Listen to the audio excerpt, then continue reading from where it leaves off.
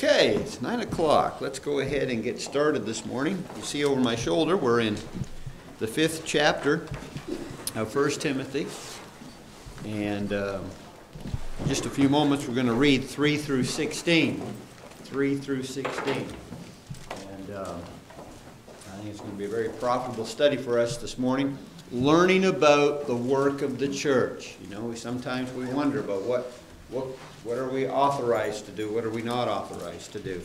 And so in just a few moments we'll have that read. Christopher's not with us very long, so we'll take advantage of him while he's in town. Christopher, if you lead us in an opening word of prayer, and we'll get into our Bible study this morning. Dear God, most righteous Father in heaven, we come to you at the beginning of this study on your Sunday. We thank you for all the wonderful blessings you give us. We thank you for this group here, Lord, that we're able to come together to study your word and to apply your message to our lives. We pray that you will be with everyone here, that you be with the discussion leader as that you will lead us in a productive manner, and that we will make comments that are productive and that will benefit us all. And we pray that you open our minds, Father, and that we rejoice whenever we learn that we may have been wrong because we have now learned what is right, and that you will be with all of us, and that you will guide this discussion so that we can better ourselves and be close to you. In your Son's name we pray. Amen. Okay. We start reading right here. Let's zigzag all the way to the back. All right. 2 verses apiece. We'll start in verse 3 and then go through verse 16. Honor widows who are really widows. But if any widow has children or grandchildren, let them first learn to show piety at home and to repay their penitent parents. For this is good and acceptable before God. Now, she who is really a widow was left alone, trusting God and continues in supplications and prayers night and day. But she who lives in pleasure is dead while she lives. And these things give him charge, that they may be blameless. But if any provide not for his own, especially for those of his own house, he hath denied the faith and is worse than an infidel. Do not let a widow under 60 years old be taken into the number, and not unless she has been the wife of one man, well reported for good works. If she has brought up children, if she has lodged strangers, if she has washed the saints' feet, if she has relieved the afflicted, if she has diligently followed every good work. But refuse the younger widows, for they have begun to grow wanton against Christ, they desire to marry, having condemnation because they have cast off their first faith.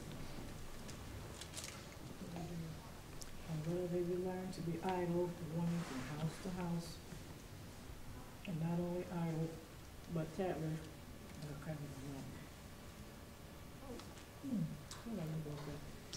but the tattlers and also busybodies speaking things which ought not. I will therefore that the younger women none associate with adversaries to speak reproachfully. For some have already turned aside after Satan. If any believing man or woman has widows, let them relieve them, and do not let the church be burdened, that it may relieve those who are really widows. Okay. What do we have being discussed here? I mean, if you're going to describe, it can be like not a single individual, but who are the characters under discussion in this chapter? Who do we have under discussion? Widows. Okay, so we've got the widows. Who else do we have under discussion? Her children. Okay. We will put family because Lehman talks about her grandchildren. Who else under discussion? Young women. Yeah, young widows. Yeah, the other widows. Yeah. He makes a distinction between those that are really truly widows, right? So that's true. So we've got 1, we've got 2 under discussion, we've got 3 under discussion. What's the 4th? right there. Parents? What about undertaking? Yeah. The church? Yes. Yes. All right. And that's why this discussion is very important for us.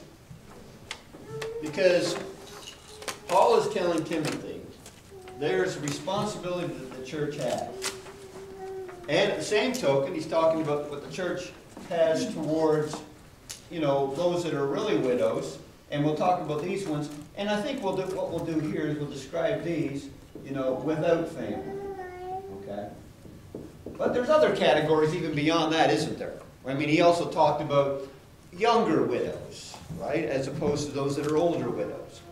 And I think as long as we keep this in mind, we're going to learn a lot of what this local church, any local church, their responsibilities are. And I think really we're going to be learning a lot about people in general, because we're going to notice here that the church is going to have an attitude, a proper disposition towards those people who are not godly.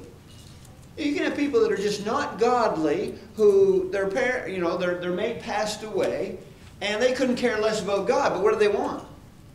They want a handout. They couldn't care less about God. Has that ever happened around here? Even not, hey, services are over, somebody shows up and says, can you help me out? You couldn't care less about God. And what we're learning here is that Paul is saying, you can have a proper attitude towards those people that are acting ungodly, because, you know what? A church doesn't want to be an enabler. And is there anything in this passage that talks about how a church could be an enabler? Look at that last verse you read. That's one of those verses you need to underscore in your Bible as we learn what we're supposed to do. Because let's face it, if a church, and I'm talking about the church collectively, what you do individually, that's a different story, and we'll talk about that later. But when a church doesn't do something, how might they be perceived? Uncaring, unloving, right? And that's what so often happens, is people are worried about their image within the community. Now, to some extent, we do care, as long as it's lawful. But I'm going to tell you something. We don't really care about what the community thinks as long as we're pleasing the Lord. That's the major goal, please the Lord. Mark. Well, we have lots of examples. We can see the wisdom of God in the way that He organized the local congregation. Because when the church becomes a philanthropic organization, we see what we have around us now. It's a constant, one money-raising idea after another.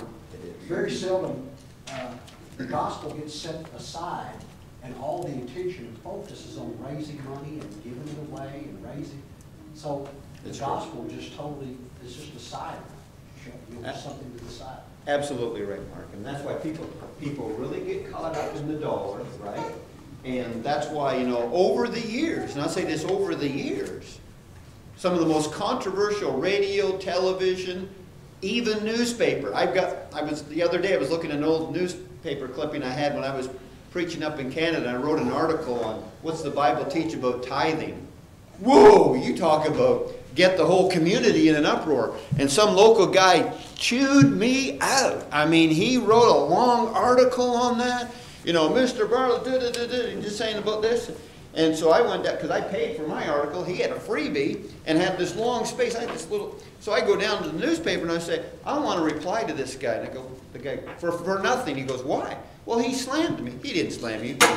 I said, read the article. He goes, yeah, he slammed you there. Yeah, he slammed you. He said, go ahead. So I wrote an article because that was such a touchy issue when I told him, you don't tell people that you have to give 10%. He was slamming me by saying, that is just so ungodly of Mr. Bartlett to tell people that, to not tell them to give like they shouldn't. And I responded, who's cutting people short? Couldn't they give more? You want to look on the negative side of things. They're missing the point. But I'm going to tell you, Mark, you're 100% right. Religious groups, it's all about getting money. Churches of Christ have websites now, and you can go to their website and it says, click here for a contribution. Right here in our community. This, in town here and over in Evansville. Churches of Christ, go to their website. give a contribution. Are we going to do that? Hey, Dan, why haven't we thought of that? You know, we got a website. Do we get a lot of people going there? A lot of traffic? Sure. So why don't we put on there, give a contribution, click here. It's the responsibility of the members. Absolutely. And when are we going to do that? One, to come together and worship. First day of the week. Matt. I found it interesting how this conversation's kind of a revolving door. And I had a couple years ago, I had a conversation with a member of the church that talked about, they said, well, I feel like we should be doing more for orphans and more for widows. And I was like, you're exactly right. And they were just kind of blown away by that. And like, well, why don't we? And I said, well, as individuals, we should be, but it's not, you know, scripturally speaking, it's not the church's responsibility. But then it got into the, well, we may, kind of like you're alluding to here, we look worse to the community around us because it looks like we're not supporting those. And, you know, I told them, I said, well, that gets into another sin all in itself when you talk about, the Bible talks about don't let the right hand know what the left hand is doing. Like, there are members here that do that stuff, that, you know, donate to people, help people out. That people don't know about, right? And that's how it should be. Yeah. And it kind of left them scratching their head Yeah. because we live in a society where it's, you know, we need to advertise the positive that we do. Otherwise, you look negative even if you're doing the good things. It's true. And just as a reminder, guys, I told you guys, look at that. Look at that verse 16. If any believing man or woman has widows, okay, now any believing man or believing man or woman has widows, and who are those people? Christians. Yeah, they're members of the church here, okay? They're members of the church. So here we got some people that are members of the church. Is that the church? No. What is it? They're members. See, there's a difference. You see, how can you have, here are people who are members of the church who are told, look, you take care of them, right? That's what he's saying. You take care of them. Well, if they take care of them, isn't that really the church doing it? No. And if we don't see that difference, guys, you're never going to be able to help people who think that, you know, you can do anything you want with the funds of the church. James? Is it saying, because I interpreted it differently, that if any man or woman has widows, are the members also family members of those people? He's Is it talking saying about that literal family family. members are to relieve and take care of them? James, he's talking about if you have family, okay? If that's your mom, you take care of them and don't let the church take care of them. Okay. That's your duty, okay? My point I'm making is he calls them members. He calls them Christians. Any of you believers, if you have responsibility, you say, well, what if they're not believers? Well, they don't care anyways. I mean, they do whatever they want. That's what we're talking about here. We're talking about, you know, Paul's writing to Timothy, how he should admonish the saints and what he's supposed to be teaching on this. And it's the lack of teaching on it. It's the lack of understanding of what the church can do individually. I mean, what a Christian can do individually and what we do collectively. We don't make up this stuff. People go, oh, that's a Church of Christism. That's the antis. That's the conservative. I'm just telling you. In this passage, he's saying, you don't help anybody that wants help. Why? If a person doesn't provide for his own, what? He's worse than an infidel. You know, you're going to, you know, okay, church, we're going to help them because they're not going to do their job. What are you encouraging them to do? You're encouraging them to be lazy, not helping your family. That's their duty. Sorry, that's what the Bible teaches. I saw a hand here a moment ago. Who was it? Mark. I was going to say, a few years ago, I listened to a debate between David Padfield and another gentleman. And this was what they were debating. Right. And the guy that the denominational individual was trying to say whatever The church can do, the individual can do. Right. And vice versa. And if you make that link, then there's nothing the church can't do in the world. Absolutely. And as a matter of fact, because of that consistency, wrong, but because of that consistency, you have churches that start businesses. You know, you'd probably be surprised at some of the religious groups out there that have a hand in the board of directors, say with some famous, I won't mention, but some famous company that we're all familiar with. Because that's what they do. They invest their money, and they have that. And again, you'll see a lot of this, a lot of religious groups today, it all revolves around that. It does. And what we're saying is, does the local church have, does it have funds? Well, yeah. Yeah, it takes up, I mean, but does everything revolve around that? Doesn't everything revolve around that? But at the same token, it has a responsibility. You just can't take up a collection on Sunday and not have any plan, or, you know, say, well, God hasn't said anything about it. God has said plenty about it. Let's get back to verse 3. Okay. Honor widows who are really widows. Now, this kind of honoring is giving them the respect that they deserve. He describes a little bit later about these godly women, how that they were very hospitable, washing the feet. I mean, back in that time, you know, when a guest would come in, you know, with the dust, and, you know, and provide that for them. Jesus washed the feet of his disciples. So you see that humility that is there. But if any widow has children or grandchildren, let them first learn to show piety at home and to repay their parents, for this is good and acceptable before God. Why? Let me just throw that out. Why should, you know, why should the kids and, you know, the grandkids, why should they provide? Well, it shows respect for the parents who provided for them. Oh, okay, that latter part. What would you just say? Because of what they did for them, right? Right. Yeah, you think about that. The idea of not wanting to help is to forget what was done for you. You know, it's only right, it's only proper of all that they did for you that you turn around and do for them as they get older. Mark? It's the most effective and efficient system of families taking care of the elderly, and it just goes on and on. And again, you can see the wisdom of God in a very simple system that would work everywhere. It doesn't matter where you are.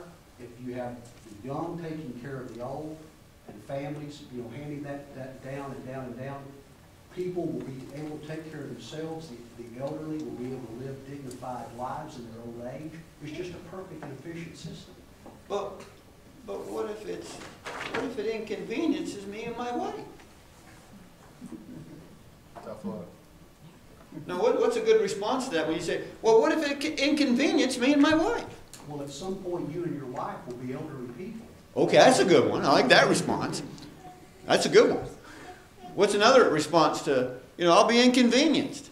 What have you not inconvenienced your parents? Bingo. Yeah. When did mom ever say, oh, he's got a fever, who cares, let's go to the movies? You know, it's like, you know, there's, how many of you parents have ever been inconvenienced by your children?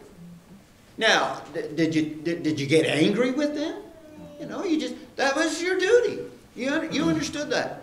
And I think that this teaches more than what that meets the eye here in the main point that Paul's trying to get across to Timothy. There's a lot of other great lessons that we're learning here. And again, the care that should be, the closeness, I get, as I'm reading through this, it's almost like, come on, take care of your family. Okay. It shouldn't be like you should, you know, isn't there something missing when you're saying to your children, take care of your parents? I mean, how many parents need to be told, take care of your kids? Well, we know that happens. But logically, right? Lovingly as Christians, there's something amiss when you have to tell a Christian, look after your parents. Really? I don't want to. What about the idea that, you know how much that's going to cost? Response, Christopher? How much do they spend on you? Yeah. Seriously, you stop and think, well, they've done surveys, right? I mean, they've talked about that, and they figure how much it costs to raise a child from, you know, till they're 18 or whatever. I don't even want to say the number. It could probably scare some of the parents here. But yeah, we know it's not cheap. You know, you guys with kids, has any cost gone up since you've had a child? I mean, you got some young parents here. Any cost increase? Oh, no, it's easy to feed 3 as it is to feed 2. There's a lot more than that, you know. Of course, diapers are free, right? And all that stuff. Warren? This day and age, for several years, we've had social programs to help out people. But I can tell you back before those days, there were families who took in children of parents who passed away or something, some tragedy, Right. raised children, and those children, with no really, sometimes blood Right. linkage, Right. took care of those parents when I can remember my parents talking about that very thing, where a young man had been taken care of, and they were childless, the parents. Yeah. So he took care of them in their old age. Yeah. He didn't even have the family ties. He had an obligation. He owed them that. Yeah. And that's what we're talking about. It's true. It's true. You know, as you were talking about there, you know, to show you the way society is, and sadly, you know, in a lot of places, you know, what are the kids and the grandkids waiting for? The death of their parents. Their inheritance. Is it does come back to this. You know, I don't want to sacrifice for them, but man, I can't wait till I get. It's so sad. But anyways, again, sidetrack. I go on these little tangents. So let's go back to verse 5. He says, now she who is really a widow and left alone trusts in God, continues in supplication and prayers night and day. Now what I really like about this reading, as you were going through this section, you couldn't help but notice the difference between somebody who has an attitude of entitlement and a certain person who has humility. Don't, you know, like not demanding it, but gets it. You know, I mean, it's just natural, or it should be as Christians, for a godly woman, you know, we just described this woman. If the church helps her out, how does she feel? I mean, look what we just read here. She who really is a widow is left alone, trusting God, and continues in supplication and prayers night and day. Church helps her out. What's her attitude? Very grateful, right? Grateful. Not arrogant, like, well, you should have done that. You're supposed to do that. That's what the Bible teaches. There's something really wrong there. And I think it's a lesson for all of us to learn, because there is a perception that people have towards the church of what they expect, right? I mean, what's the famous line of your past president? Ask. How many times people, you know, well, what's in it for me? What can the church do for me? Well, what are you doing for the church? You know, what are you doing for the Lord? And what you're noticing here is a widow who's focused on spiritual things. Now, he's going to contrast that with widows who, you know, have their mind on other things. Okay? And he just, and what's interesting here is he telling the church here to make a judgment call? Between certain kinds of widows and everything? He absolutely is. Folks, churches have to make decisions. Churches can know when there are widows indeed, and, you know, really widows, and those that are not. People, well, you can't be judged. Yeah, you can. You know, if they're younger and they're old enough to marry, and if they want to, that's fine. But I just want us to see that there are times when people think that everything is so cut and dry. Well, yes, but under the umbrella of authority, remember, there's general and specific authority. And under general authority, you're going to have to make decisions. I mean, we met at 9. Did we have to meet at 9? We didn't have to meet at 9. But we decided to meet. You know, we had to make a decision, right? So we understand that. Did we violate anything? No. Did we fulfill the command of God? Yeah. We had to assemble, and they came together in a certain place at a certain time, the brethren. It wasn't coincidence they all showed up in 1 Corinthians chapter 11 at the same place at the same time to do the same thing. It just doesn't happen that way. So you make decisions. And so I'm wanting us to see, because when you have an eldership in place, especially, but you know, even if we don't have elders in place here, you know, we have business meetings, we have decisions that need to be made. We need to understand that local congregations need to do that. Okay? And with an eldership, and respect that. And they have to make judgment calls. And so in verse 6, but she who lives in pleasure is dead while she lives. Now there's a contrast here. A person that's not really thinking about God. And these things command that they may be blameless. But if anyone does not provide for his own, and especially for those of his household, he has denied the faith and is worse than an unbeliever. Now we're talking about these people, and we're talking about kids, and we're talking about grandkids now. I have never been asked this question. I've never asked this question, but this is a Bible study period. This isn't just lecture. What do you think, or I want you to know, I'm asking you, what do you think a church's responsibility is? I'll just pick on, well, I won't pick on anybody. Okay. So we have Fred and Sally over here. Fred and Sally's parents attend here too. Mom died, okay, so, or dad died, so the mom's there. She needs taken care of. And she let some of the members know that she's in need. And we said, well, have you told Fred and Sally? Yeah, they won't help me. What does the church do with Fred and Sally? You need to talk to them. Okay. And just that? No, it's a responsibility, isn't it? That's not optional. Right. James? I think it starts with that. Of course. It starts with that. But if they continue to refuse to assist, then it could escalate to church discipline. That's exactly what I'm wanting us to see here. He calls it transgression. It's just sin. You know, people say, well, I don't know if you really want to call it sin. Yeah, it's wrong. I mean, and that's for us. That's a lesson for us to know that if I neglect, it falls on me. Dan? I think it's also worth mentioning here that, you know, if the children in that scenario refuse, the church shouldn't be going back to the widow and saying, oh, tough luck, our hands are tied, because that's still a person in need, and the church, you know, this is a subset of that. The church still has a responsibility to members in need, just in general. That's true. And we're going to talk a little bit more about those that are taken in. I'm jumping ahead, but yeah, that's a great comment, Dan, and he qualifies that a little bit later too, making a difference of taking a widow in constantly, and you know, like she is your care for always, but there are exceptions that he talks about here, and there are times, yeah, would we turn our back on her? Of course we would. Josh. Anyway, so I mean, as we gotta see as nowadays people are not responsible for their money. I mean, what if they really can't though? I mean, they're just maxed out to paycheck to paycheck. Okay, and I think that ties into what Dan just talked about. You go to Fred and Sally go, we got nothing. You know, we got nothing. And well, I understand that. And of course, now they're in need. So if they're actually really in need, and of course, and you raise a separate issue altogether, Josh, which people are wasteful.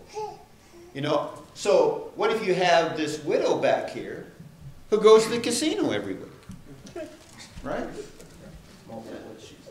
Or she's broke because she eats out every night, and so she's on Social Security, and so come after the first week of the month, now she's broke and she's not. But see, we're talking about a zillion situations where judgment calls into place. But let's keep the general principles that will help us when you make your own decisions. The general principle that we have here is this couple has a responsibility to take care of her mom. Okay, bottom line. Okay, they can't, then you got to go from there.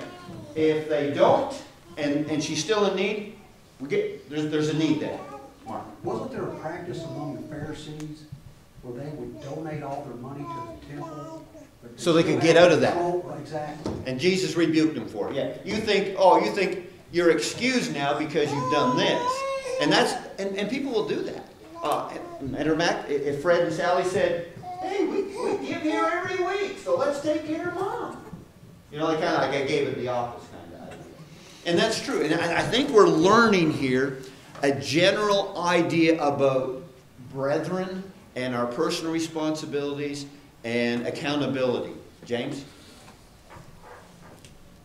If Fred and Sally said that they have nothing to be able to help their mother, the widow, can the church pose other solutions like, why don't you have your mother sell her house, you sell your house, get one house, you all live together, to cut your expenses and to generate. I mean, is it the church's place, or would it be wrong for the church to say, well, look, maybe you haven't thought about this in such a way to where we can create a situation where you're doing your duty and it doesn't fall on us? Or is that imposing on Fred and Sally that they can't live, alone together in their house? And you understand what I'm trying to do? I know exactly what you're saying. I'm going to tell you, James, you raised a very important principle that came up in an article a few weeks ago. Do you remember the article that I put in the bulletin about the church going beyond its realm?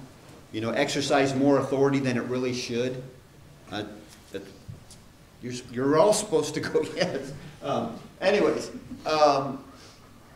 it is very dangerous for any church, okay, to go to a couple and tell them, here's how you're going to live, and here's how you're going to spend your money. Because the church is made up of the members. Now, what you talked about, I think, and Jesus talks about that, and Paul brings it up, about mature members and helping brothers and sisters. I think it would be good for brothers and sisters to go to them to try to talk to them and help them out. I'm not going to go there as a church representative. I'm not going to help the sister over here who's, she's got a $400,000 house and can't, that's paid for, but she can't afford to eat.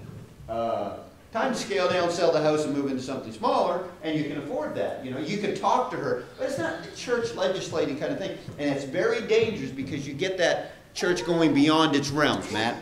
I think, the church, they have to do their due diligence. Like, they can't just say, oh, yeah, no problem, we'll cover it. Yeah. But it's a fine line, because you also can't say, well, hey, I tell you what, give me access to your bank records, let's look through this and see where we've got some wiggle room. But also at the same time, if Fred and Sally are lying about that and the church takes care of it, that's not on the church. Fred and Sally will have to answer for that. But you have a good point about due diligence. I think churches have a responsibility to ask questions, to inquire. Okay, I mean that's only right because we are stewards and we need to handle the funds properly. I don't want to be an enabler. I don't want to use the Lord's funds in an unlawful manner. Janet? Well, and Fred and Sally, and they need to understand what sacrifice is and responsibility is towards the mom. Yep. The person says, you go over and visit Fred and Sally. Says, well, we can't afford to help, Mom. Honey, where's that channel selector? That game's on tonight. Oh, you see, you got cable. Right. And you're surviving, you got all your other things, but you can't help, Mom. You see, it's all your perspective on things, right? There are people who don't manage money well or don't even see how they could help. And that gets into a whole nother area. But from the surface, from what we're learning here, Paul is saying, members, take care of your parents. That's your responsibilities. Church, take care of the widows that are really widows and those that aren't.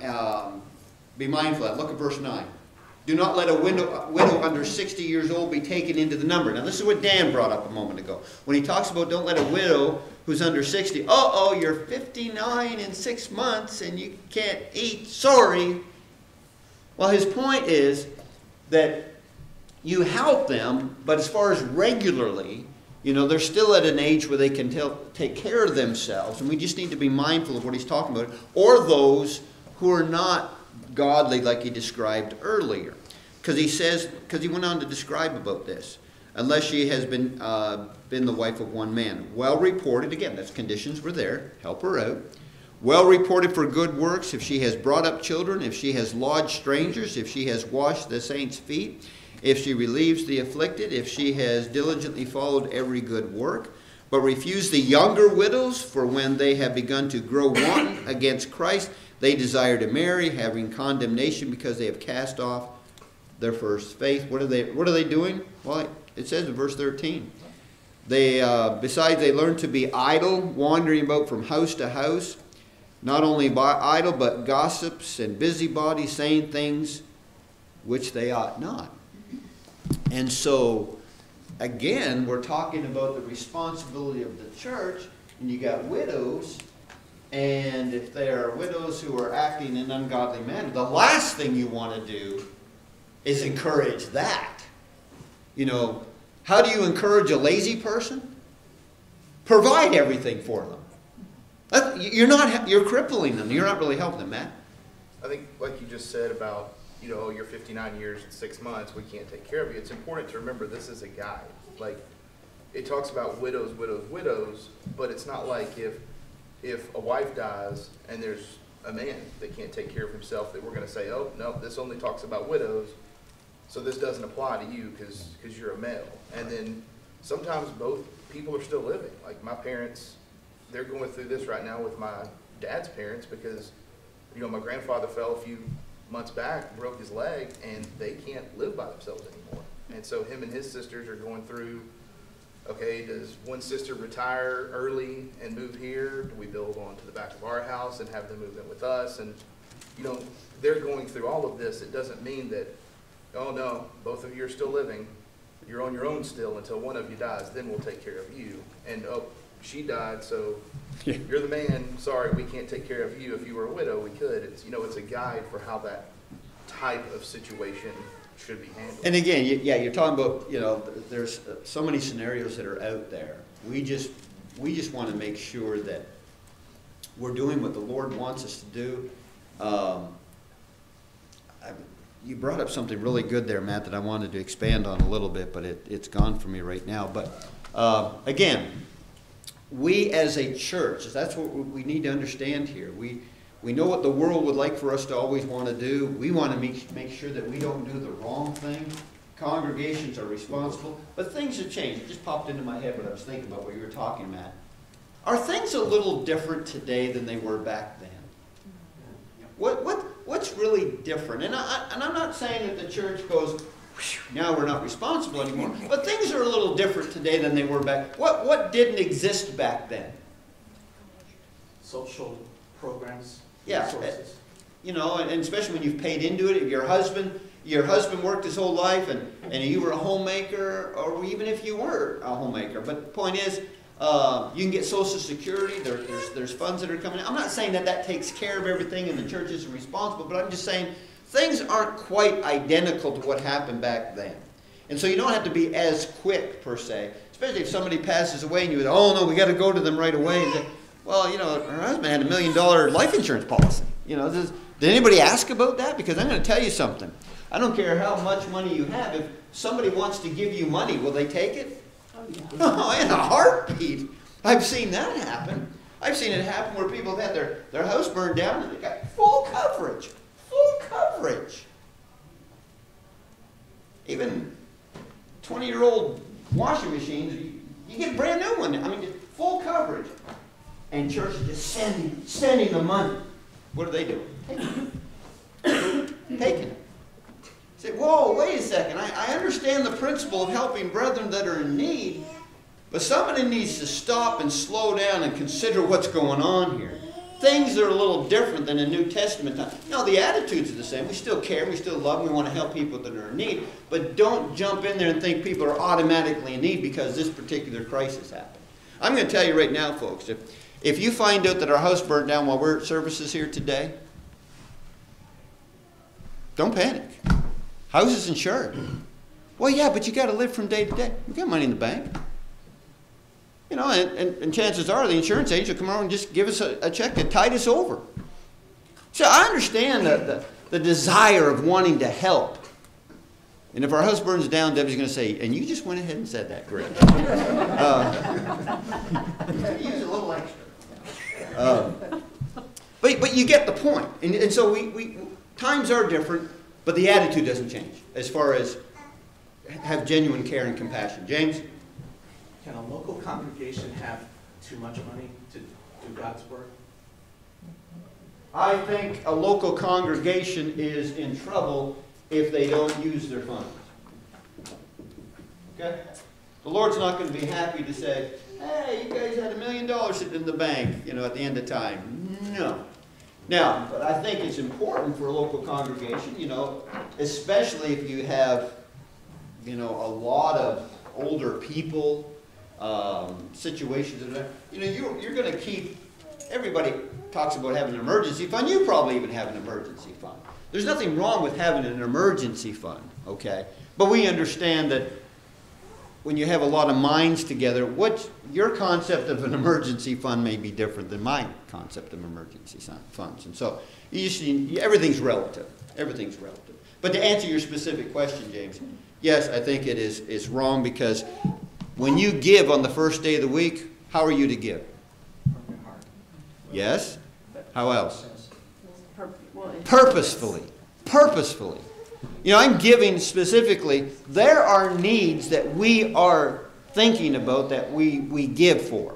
I've often said this. Now, make sure you hear the end of this statement. If there are no needs here, stop giving. But if there are no needs here, we're not doing our job. So I'm not going to say, oh, you mean there's a time when I don't have to give? No, I didn't say that. I'm just saying there's a work that the church has been given, and if we don't have any work to do, then stop giving. But no, we give purposefully. There is a lot that's going on. We give with purpose in heart, because that's what we know what the work of the church is all about. This is a small part today. Today, this very much is. As opposed to back then. They took widows in. Remember, it said, don't take them in unless they're a certain age. So this is, remember Acts 6? Does anybody remember the problem that happened in Acts chapter 6? There were too many, wasn't there? No, there was. They continued to work. The widows were being neglected. Yeah. Right? The Grecian widow. The Greek-speaking Jewish widows were being neglected, and it was creating problems within the congregation. Oh, you're taking care of those widows, but you're not taking care of these. And there was a faction there, and Paul says, man, you need to appoint 7 men, good men from among you, to take care of this, to make sure they're looked after. See, things were a little bit different back then, okay? But there was a need, and they had to meet that need. Now, today, okay, remember, there's not so much... over here. There's not so much of our funds are going, although we do, right? We sent money, what? The hurricane victims, right? Yeah, that's what happened in New Testament times. Brethren would send to other congregations when that congregation couldn't take care of them. Okay, there were needs that were there because of the famine. It may never happen here, but I'm thinking hypothetically that if this widow back here, she's got nothing, and we're all so poor we can't even help her? Could other brethren help her? Oh yeah, brethren could send, obviously that is so far-fetched it's not going to happen. But anyways, because I was trying to make a point that the reason the churches sent money to other churches is because the local church couldn't take care of it. And that was in the area of helping needy saints. I do want to make that point, because churches never sent money to another church other than to help needy saints. What do you mean, Chuck? Well, you can't send money over to this congregation. This is us. You can't send dollars over here so they can have a radio program. You can't do that. No, you can't. What about TV? No, you can't do that either. Well, what about sending money to them so that they can hire a preacher? No, you can't do that either. Why not? Well, because you send money to a preacher and he can go there and preach. That's okay. You send directly to the man. And if they can't afford a radio program, they don't do a radio program. You don't take on a work that you can't afford. You don't go beyond your abilities is the point. We're not going to get into a business meeting and somebody bring up something like, why don't we just get on NBC Friday nights at 7? Yeah, okay. Do you have a couple $1 million? Well, no, but there's a lot of brethren in the brotherhood. And that's exactly what has gone on, by the way. That has gone on. People have gone into a business meeting like that and got everybody excited about all the good that they could do. And then somebody forgot to say, can we afford this? And then somebody says, not now, but if we can get enough people to send us money, we can afford it. And that gets us all kind of problems. Again, you can see how this lesson of showing about what you can do on an individual basis.